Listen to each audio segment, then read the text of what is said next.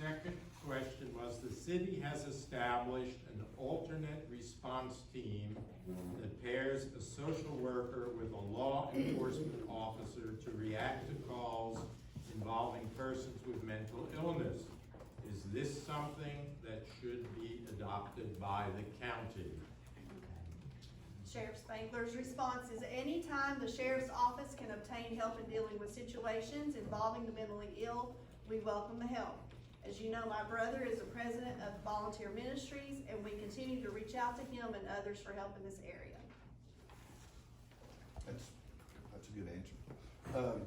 I would say we had a program like that, and it was called Mobile Crisis.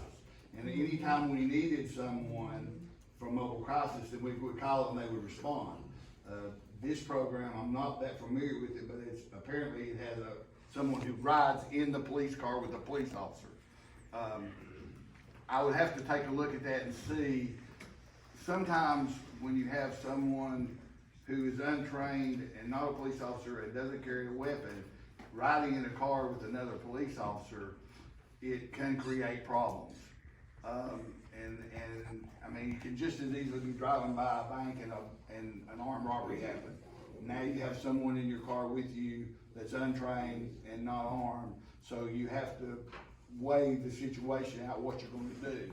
So the only thing, I think it's a great idea to have someone to deal with mental illness, who that's what their job is, to deal with mental illness. Because police officers are not trained to do that. I can tell you right now, that's one of the toughest calls we ever go on. And we're not trained to do that. We're not trained to deal with the mentally ill. And when you've got somebody that can deal with the mentally ill, you're glad. You know, it's two of the hardest things to deal with are death notifications and mentally ill. You know, and so we got smart, and we have chaplains now that go with police officers and do death notifications to families. And we also have people from Helen Ross McNabb who help us with our mentally ill.